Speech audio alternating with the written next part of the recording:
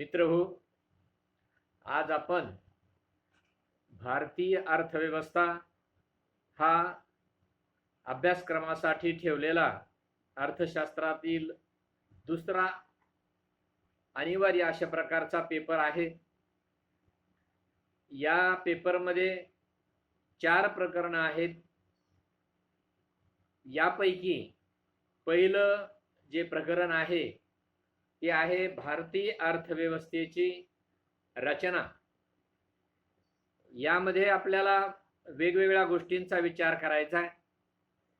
त्यात प्रामुख्याने पहिला महत्त्वाचा जो घटक येतो या प्रकरणामधला तो आहे अविकसित अर्थव्यवस्था म्हणून भारतीय अर्थव्यवस्थेची कोणती वेगळी वैशिष्ट्ये आहेत। भारताच्या अर्थव्यवस्थेकडे जर आपण बघितलं तर भारतीय अर्थव्यवस्थेमध्ये प्रामुख्याने सर्वात महत्त्वाचं जर वैशिष्ट्य कोणतं आढळत असेल तर ते आहे दारिद्र्य किंवा गरिबी, ज्याला आपण पॉवर्टी असं म्हणतो। तर भारत देशामध्ये निरपेक्ष स्वरूपाचं दारिद्र्य आहे, त्याचबरोबर सापेक्ष दारिद्र्य सुद्धा आहे। सापेक्ष दारिद्र्य हे अमेरिकेसारख्या विकसित देशामध्ये सुद्धा असतं, परंतु निरपेक्ष दारिद्र्य असणं हे अविकसितपणाचं महत्त्वाचं लक्षण समजलं जातं। निरपेक्ष दारिद्र्य म्हणजे अशा प्रकारची एक अवस्था असते की त्या देशातील लोकांना आपल्या मूलभूत गरजांची म्हणजे अन्न, वस्त्र, निवारा आणि शिक्षण आणि आरोग्य या गोष्टींची पूर्तता सुद्धा करता येत नाही। अशा प्रकारची अवस्था भारतातील अनेक लोकांमध्ये आहे। म्हणून भारतीय अर्थव्यवस्थेचं हे एक महत्त्वाचं वैशिष्ट्य आहे। दुसरं महत्त्वाचं वैशिष्ट्य भारतीय अर्थव्यवस्थेचं हे आहे की भारतीय अर्थव्यवस्थेमध्ये आजही प्रचंड बेकारी किंवा बेरोजगारी आहे। ही बेकारी विशेष करून ग्रामीण भागामध्ये शेती क्षेत्रामध्ये दिसते, त्याचबरोबर शहरी भागामध्ये सुशिक्षितातील बेकारी सुद्धा मोठ्या प्रमाणामध्ये दिसते। ग्रामीण भागातील जी बेकारी असते ती प्रामुख्याने छुपी बेकारी मोठ्या प्रमाणामध्ये आपल्याला दिसून येते।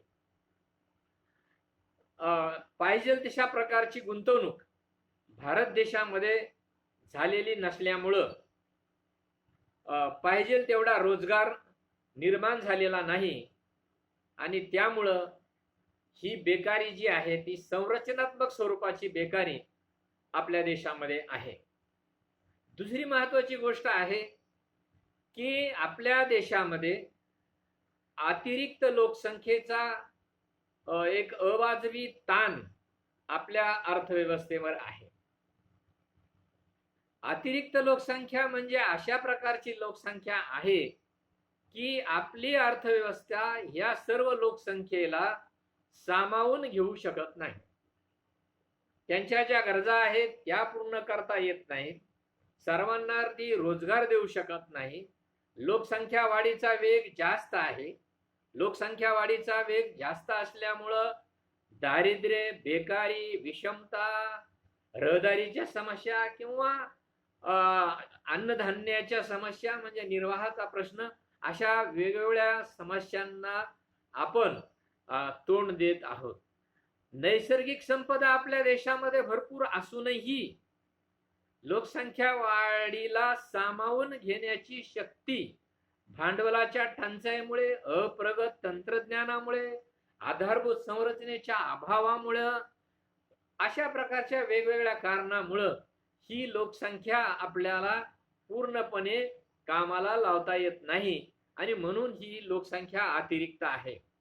1951च्या जनगणनेमध्ये भारताची लोकसंख्या ही केवळ 36 कोटी होती, ती आज 130 कोटीपेक्षा जास्त झालेली आहे। त्यामुळं प्रचंड समस्या, कारण सर्वच गोष्टीमध्ये खरं म्हणजे लोकसंख्या वाढीबरोबर वाढ व्हायला पाहिजे होती, परंतु अनेक गोष्टींमध्ये फारशी वाढ झाली नाही आणि म्हणून सुद्धा भारत देशामध्ये अनेक समस्यांना आज तोंड द्यावं लागतंय. भारताच्या अर्थव्यवस्थेचं आणखी एक महत्वाचं वैशिष्ट्य आहे की आपल्या देशामध्ये उत्पन्नामध्ये प्रचंड प्रमाणामध्ये विषमता आहे. म्हणजे गरीब आणि श्रीमंत या दोन्ही मधील जी दरी आहे ही प्रचंड प्रमाणामध्ये आहे. एकीकडं अतिरिक्त भोजन झाल्यामुळं काही लोकांना झोप लागत नाही, तर काही लोकांच्या पोटामध्ये अन्न जात नाही म्हणून त्यांना झोप लागत नाही. अशा प्रकारची विचित्र अवस्था.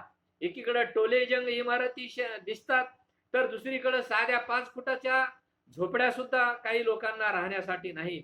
एवढी प्रचंड विषमता आज आपल्या देशामध्ये आहे.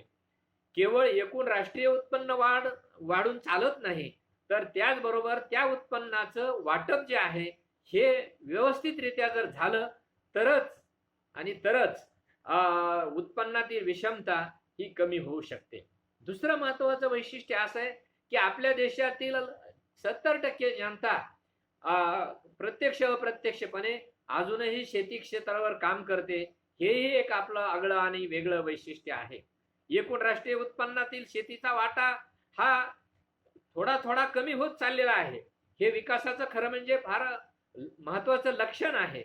तरी पण अजूनही आपलं जे अवलंबित्व आहे हे शेती क्षेत्रावर मोठ्या प्रमाणावर आहे. दुसरं महत्वाचं वैशिष्ट्य भारतीय अर्थव्यवस्थेचं हे आहे की आपल्या देशामध्ये भांडवलाची कमतरता आहे. का भांडवलाची कमतरता आपल्या देशामध्ये निर्माण होते? कारण लोकांचं दरडोई उत्पन्न कमी आहे. लोकांना आपलं मिळालेलं उत्पन्न मूलभूत गरजावरच खर्च करून टाकावं लागतं. त्यामुळे बचत काही शिल्लक राहत नाही आणि त्यामुळे भांडवल निर्मिती होत नाही. आणि भांडवल निर्मिती होत नाही म्हणून मग गुंतवणूक होत नाही म्हणून रोजगार वाढत नाही म्हणून दारिद्र्य. अशा प्रकारच्या एका विचित्र अवस्थेमध्ये आपली अर्थव्यवस्था अडकलेली आहे. त्याचप्रमाणे आपल्या देशामध्ये आणखी एक महत्वाची समस्या आहे की आपल्याकडे जे तंत्रज्ञान आहे वेगवेगळ्या क्षेत्रामध्ये वापरलं जाणार, ते उद्योगामध्ये असेल, शेती असेल, व्यापार असेल, वाहतूक असेल, बांधकाम असेल किंवा अन्य अर्थव्यवस्थेच्या क्षेत्रामध्ये असेल, ते अत्यंत अप्रगत पारंपरिक स्वरूपाचं आहे. विशेष करून शेती क्षेत्रामध्ये तर अत्यंत पारंपरिक पद्धतीनं आज आपण शेती करतो. पाणी देण्याची पद्धती असेल, अंतर्गत मशागतीच्या पद्धती असतील, त्या फारच अप्रगत स्वरूपाच्या आहेत. आणखी एक महत्वाचं भारतीय अर्थव्यवस्थेचं वैशिष्ट्य आपल्याला सांगता येईल की भारतीय लोकांचं जे जीवनमान आहे हे विकसित देशांच्या तुलनेनं अत्यंत कनिष्ठ प्रतीचं आहे असं आपण म्हणू. कारण मूलभूत गरजांची पूर्तताच जर चांगल्या पद्धतीनं होत नाही तर त्यांना ज्या सुखसोयीच्या गरजा आहेत, चैनीच्या गरजा आहेत, त्यांचं सेवन करता येत नाही किंवा त्यांचा उपभोग या भारत देशातील जनतेला घेता येत नाही. दुसरा आणखी एक महत्वाचं वैशिष्ट्य भारतीय अर्थव्यवस्था आपल्याला असंही सांगता येईल की आधारभूत संरचनेचा आपल्या देशामध्ये अत्यंत अभाव आहे. आधारभूत संरचना ही विकासासाठी अत्यंत आवश्यक बाब असते. मग त्याच्यामध्ये पाणी असेल, त्याच्यामध्ये वाहतूक दळणवळणाची साधनं असतील, रस्ते वगैरे असतील, दूरसंचार वगैरे असेल, ह्या सगळ्याच गोष्टी येतात त्याच्यामध्ये. किंवा मानवी भांडवल चांगल्या प्रगत तंत्रज्ञानाचं असणं, ह्या सर्व गोष्टी जर त्या देशामध्ये असतील, विशेष करून इंधनाची कमतरता सुद्धा आपल्या देशामध्ये फार मोठ्या प्रमाणावर आहे. शेती क्षेत्रामध्ये तर अगदी आज आपण बघितलं तर 4 तास सुद्धा अखंड वीज मिळत नाही, अशा प्रकारची परिस्थिती आहे. आणि या सर्व कारणांचा एक परिणाम असा झालेला आहे की भारताच्या अर्थव्यवस्थेमध्ये पाहिजे त्या गतीनं आजही वाढ होताना दिसत नाही.